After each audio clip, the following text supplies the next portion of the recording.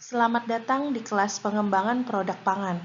Pada pertemuan kali ini kita akan membahas mengenai pengembangan ide produk, memahami cara pengembangan ide produk baru yang dapat dipertanggungjawabkan secara ilmiah, baik secara individu maupun secara kelompok, dan di dalam penerapannya mampu menghasilkan ide produk yang mempunyai prospek pasar yang baik dan layak untuk diproduksi secara komersial.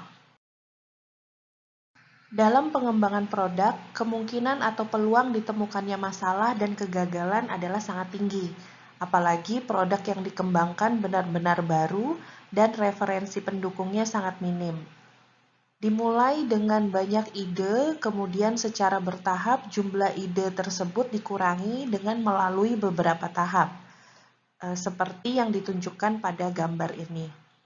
Ide yang diperoleh dari proses penggalian ide, kemudian dianalisis peluangnya, dilihat area permasalahan yang berkaitan, pengembangan ide produk yang memungkinkan, evaluasi ide produknya, dan akhirnya pengujian terhadap konsep produk.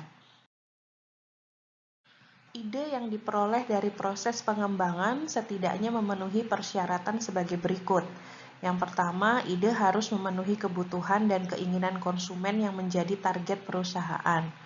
Awal mula ide harus berasal dari mereka yang membutuhkan dan yang akan menggunakan produk tersebut.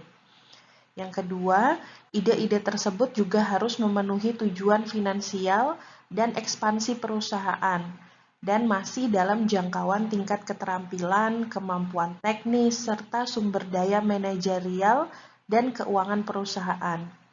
Ini sering disebut sebagai kompetensi inti perusahaan, yaitu apa yang terbaik yang dapat dilakukan oleh perusahaan, sehingga ide harus dapat diimplementasikan. Untuk melihat ide yang layak untuk ditindaklanjuti, ide produk yang diperoleh perlu dievaluasi. Nah, pengujian konsep ide dimaksudkan untuk melihat reaksi konsumen terhadap ide produk tersebut. Evaluasi pertama adalah analisis peluang. Dorongan untuk mengadakan produk baru pada dasarnya bermula dari inovasi ilmiah atau teknologi, atau juga dapat berawal dari kebutuhan masyarakat atau konsumen. Ini dikenal dengan istilah teknologi push atau dorongan teknologi dan needs pull atau tarikan kebutuhan. Dengan melakukan analisis peluang, akan diperoleh berbagai ide produk baru yang layak dikembangkan dan dipasarkan. Ada 11 faktor yang berperan sebagai peluang perlunya mengadakan produk baru. Yang pertama adalah siklus hidup atau life cycle produk yang lebih pendek karena persaingan memaksa perusahaan untuk mengembangkan lebih banyak produk dalam waktu yang lebih pendek dalam rangka untuk mempertahankan produk tetap ada di pasaran. Yang kedua, turnover dari bauran produk atau product mix yang lebih cepat menyebabkan perusahaan perlu merencanakan perputaran bauran produk secara kontinu. Bauran produk ini adalah kombinasi berbagai jenis produk yang dijual kepada konsumen oleh sebuah perusahaan atau suatu unit usaha. Yang ketiga, peningkatan kompetisi dari produk tradisional.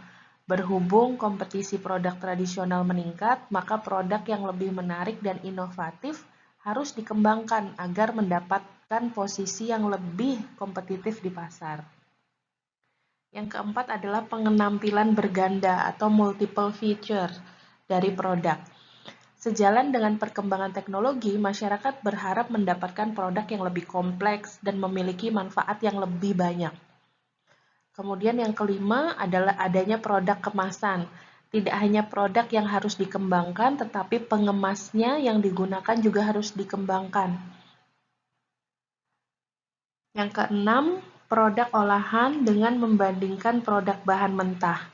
Konsumen biasanya ingin mendapatkan produk yang diolah dengan menggunakan bahan mentah yang baru untuk menghasilkan suatu makanan. Sebagai contoh, bakso yang biasanya diolah dari daging sapi kemudian dikembangkan menjadi produk baru dengan bahan mentah dari daging kelinci. Selanjutnya adalah ragam produk untuk konsumen. Berbagai jenis dan bentuk produk makanan untuk konsumen telah banyak diproduksi dan tersedia di pasaran sekarang. yang mungkin sebelumnya tidak pernah terbayangkan untuk bentuknya, tekstur, dan juga rasanya pada 50 tahun yang lalu. Kemudian ada juga produk internasional. Kemajuan sistem transportasi, komunikasi, serta berkembangnya teknologi digital, ini menyebabkan orang dapat berpergian kemana saja, bahkan lintas negara ataupun benua. Sehingga suatu saat kadang-kadang mereka menginginkan mengkonsumsi produk yang mungkin pernah mereka lihat atau rasakan sebelumnya di negara yang pernah dikunjungi. Nah, kalau produknya berkelas dunia, produk ini akan menjadi mudah didapatkan di seluruh penjuru dunia. Selanjutnya adalah mengurangi ketergantungan pada suatu produk akibat musiman. Sering beberapa komoditas itu dijadikan sebagai bahan mentah dari suatu produk memiliki karakteristik yang mudah rusak atau busuk dan bersifat musiman, sehingga hanya tersedia pada periode waktu tertentu saja. Nah, dengan pengembangan produk, bisa dimungkinkan konsumen dapat menikmati produk yang diolah dari bahan mentah tersebut bisa dijual sepanjang tahun atau setidaknya produknya dapat tersedia lebih lama dibandingkan musim ketersediaan bahan mentahnya. Kemudian faktor toko eceran yang besar. Masyarakat menginginkan untuk dapat melihat semua produk baru pada satu tempat, sehingga akan menciptakan suasana yang lebih kompetitif antar produk. Kemudian ada juga faktor pengembangan teknologi baru. Pengembangan teknologi baru ini akan merangsang berkembangnya berbagai jenis produk pangan baru juga, dan ini akan menyebabkan produk pangan yang diolah dengan teknologi sebelumnya itu menjadi ketinggalan zaman. Jadi, ide bisa didapatkan dari mana saja. Pengumpulan ide sebanyak mungkin sangat diinginkan di tahap awal kegiatan pengembangan produk. Ide dapat digali dari pasar, internal perusahaan, dan juga lingkungan di luar pasar. Berikut adalah sumber-sumber ide produk dapat berasal. Yang pertama, pasar. Dapat dilakukan riset pasar untuk mengidentifikasi kebutuhan pelanggan dan konsumen dari hasil profil pelanggan. Dari distributor juga bisa didapatkan ide dengan cara analisa persyaratan mereka untuk produk, masalah yang mereka hadapi, bagaimana penanganan dengan pelanggan di toko, dan juga melalui komunikasi dengan pelanggan dan konsumen melalui surat pengaduan, nomor telepon khusus, dan lain-lain. Selanjutnya adalah sumber ide dari dalam perusahaan.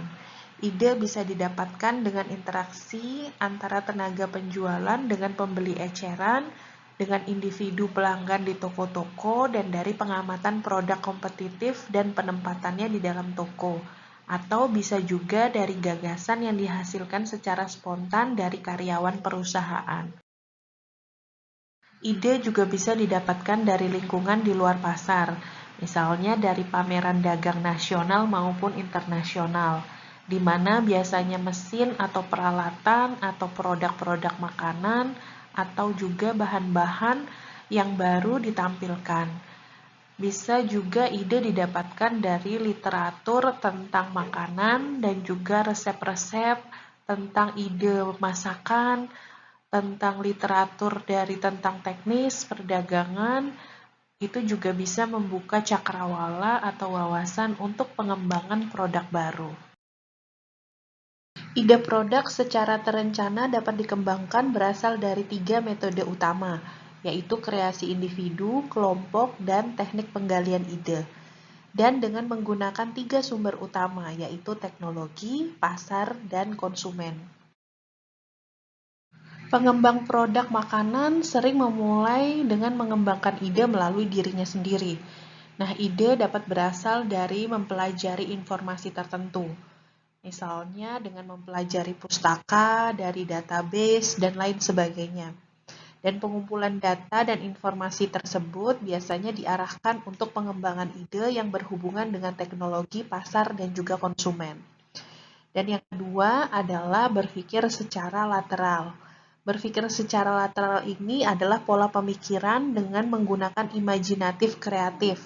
Misalnya dengan menggunakan beberapa pola seperti pertanyaan, mengapa, kemudian melakukan rotasi perhatian antara berbagai aspek permasalahan yang ada, bisa juga dengan mengembangkan alternatif pemecahan masalah, atau melakukan perubahan konsep yang ada atau perubahan konsep yang biasa diterapkan. Bisa juga dengan membagi dan menguraikan dari suatu konsep ke dalam subbagian-subbagian tertentu, atau menghubungkan pembagian antara bagian-bagian dengan cara yang baru. Bisa juga dengan melakukan introduksi ketidaksinambungan antara satu produk dengan produk lainnya. Selanjutnya adalah dengan pengembangan ide kreasi secara berkelompok. Pengembangan ide ini melibatkan beberapa orang atau lebih dalam bentuk tim ataupun kelompok. Nah, pengembangan ide kreasi kelompok ini bisa dilakukan dengan cara curah pendapat atau brainstorming, sinektik, dan juga fantasi. Curah pendapat ini adalah suatu teknik kelompok untuk mengembangkan ide yang berhubungan dengan permasalahan spesifik. Kata kuncinya pada metode ini adalah tidak boleh ada kritik.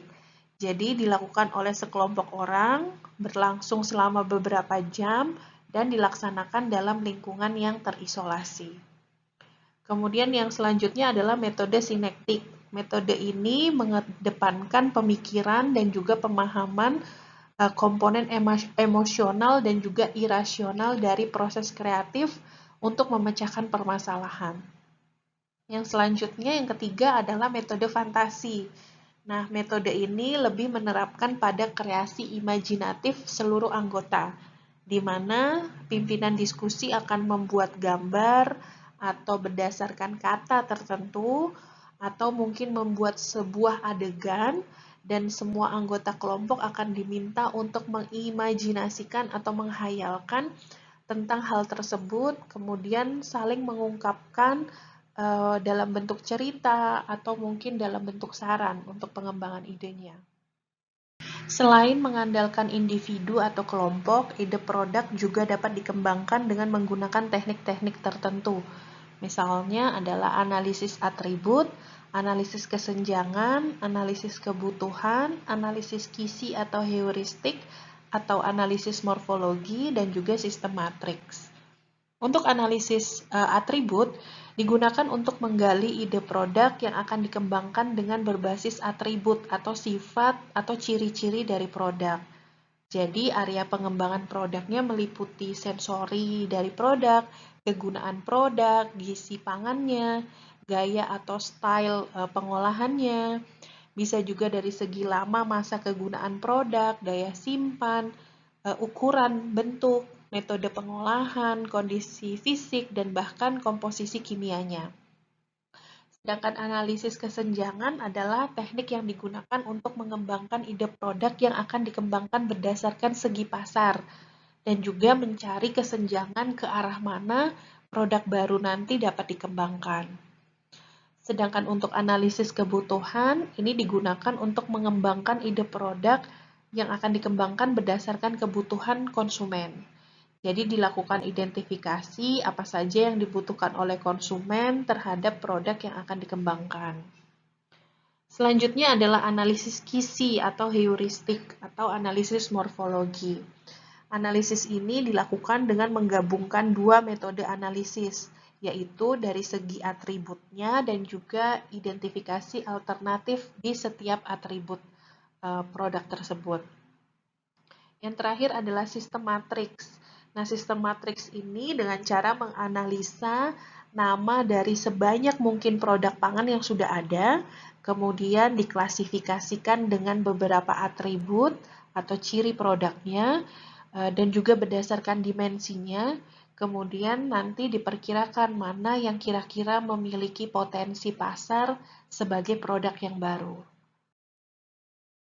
Berikut ini adalah beberapa contoh pengembangan ide produk, mulai dari selai kacang tanah dengan tambahan buah-buahan, kemudian ada juga minuman kacang tanah yang berflavor coklat, kemudian ada es krim yang terbuat dari kacang tanah, ada kacang tanah dengan tambahan buah dalam bentuk bar, kemudian ada campuran makanan rebus instan, dan sebagainya.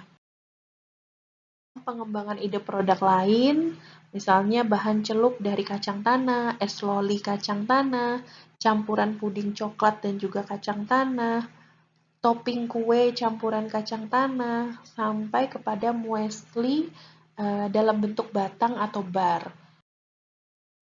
Demikian pertemuan kita kali ini tentang pengembangan ide produk. Sampai jumpa di pertemuan selanjutnya.